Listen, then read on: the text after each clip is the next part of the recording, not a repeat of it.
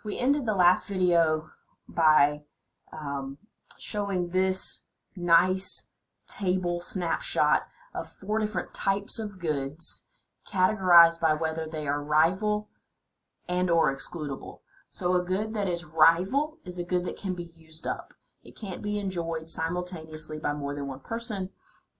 A good that is excludable is a good that you can exclude people from if they don't pay. So a rival and excludable good is a private good. Non-rival and excludable good is a club good. A rival and non-excludable good is a common resource good. And a non-rival and non-excludable good is a public good. So we've also been talking about times when markets fail or when markets are inefficient without government intervention.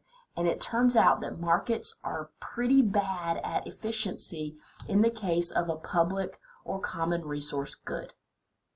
Specifically, let's talk about common resource goods. So in the case of common resource goods, we often end up in a situation called the tragedy of the commons. The tragedy of the commons occurs when a rival but non-excludable good, a common resource good, becomes depleted or ruined. The original example of this, when people first started thinking about this in terms of economics, was an example of cattle grazing on a common ground shared by all cattle farmers. It may be hard to imagine this depending on where you live, but especially historically out in the western U.S., there may have been these large areas of land that no one really owned, but everyone kind of had an understanding that you could bring your cows there and they could graze together. So let's imagine a commons that can be sustained indefinitely with about 100 cows on it, right? So the grass grows at the right rate that about 100 cows eating grass are never going to eat away all the grass. But since the commons doesn't really belong to anyone, since it's non-excludable, we can't keep people out. Suppose we have 100 farmers in the area, and in order to maintain it, we say each farmer can only have 1 cow freely graze on the commons at a time, right? But one farmer thinks, well, it's non-excludable. You can't make me. You can't keep me out. What if I bring 2 cows today? What if I bring 100 cows, 101 cows? Makes no difference to me because I don't have to pay anything to bring my cows, right? But suppose all the farmers are thinking the same, and it certainly is in their self-interest, in their own interest, to bring all their cows to this grazing land because it's free grazing for their cows. And so when people behave in their own self-interest, we like to think, and we have said in previous chapters, that when people behave in their own self-interest, the market, by an invisible hand, automatically goes to that most efficient point of the market equilibrium. That's not the case when we have undefined property rights. When we have a common resource good, when people behave in their own self-interest, everyone brings all their cows, and now the commons gets used up. It gets overgrazed. The grass doesn't get to grow back, and it's really, though it was good for everyone in a sense, everyone did behave in their own interest bringing all their cows, it actually ends up being bad for everyone because now no one's cows have a place to graze anymore. The tragedy is that the commons gets destroyed even though this was in nobody's best interest. So another example of this is, say, the ocean, right? The ocean belongs to no one and it belongs to everyone at the same time. It's non-excludable, meaning it's no one's specific responsibility to keep it cleaned up. But when everyone goes out and fishes and fishes and fishes and pollutes and pollutes and pollutes, maybe that was in your self-interest to begin with because it's expensive to clean up your own act and not to pollute, to fish in a less dirty way. But when the ocean starts to get used up, starts to get depleted, now that's in nobody's best interest, right? And this all happens because with common property, and this is the same thing with public goods, there's no property right, meaning that there's no incentive to maintain the property. The incentives instead are to neglect and overuse and to ignore others on this property. And so we end up with overfishing or overpolluting or any of these types of externalities that can occur in the case of common property that really in the long run are in no one's best interest. How do we fix that? One way is through proactive management. So an example shown in the picture here is the Alaskan king crab.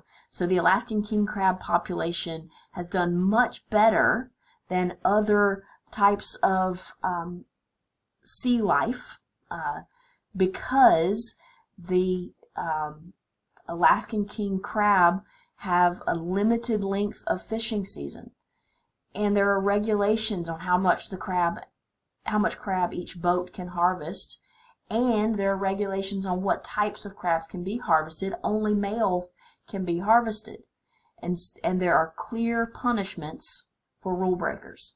And when we do that with proactive management, we're able to protect these common resource goods either through taxes or through regulations. As I've described, you can only fish a certain amount and for certain seasons, or with other types of ways to internalize the negative externalities. And specifically, that's having maybe defined punishments for those who break the rules, the regulations. Another interesting solution for a common resource, specifically a common resource of the air, the atmosphere, is a system called cap and trade. This has been proposed and tried, attempted around the world. It's a very sort of interesting from an economics standpoint, as its potential to correct for a lot of the air pollution externalities that we see in production. So cap and trade is a system of pollution permits that are traded on an open market. And so you take all the folks who are currently producing in a way that pollutes the air, for example, and you give each of them, here's a permit for the amount of pollution that we're going to allow.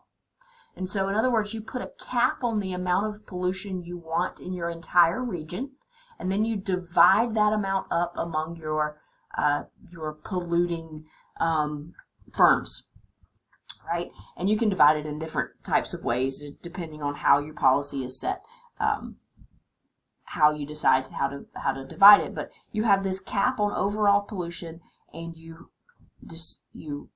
distribute the ability to pollute among your firms, right? That way, firms that can control their emissions cheaply can do that. So if you are currently polluting a lot, but you can pretty easily, you have the resources to reduce your pollution, and if you can reduce your pollution below the amount that you have in permits, then you're able to sell your additional permits on an open market. This allows firms that face really high costs to reduce their emissions to purchase those permits, and so they don't have to go out of business just because of this cap on pollution.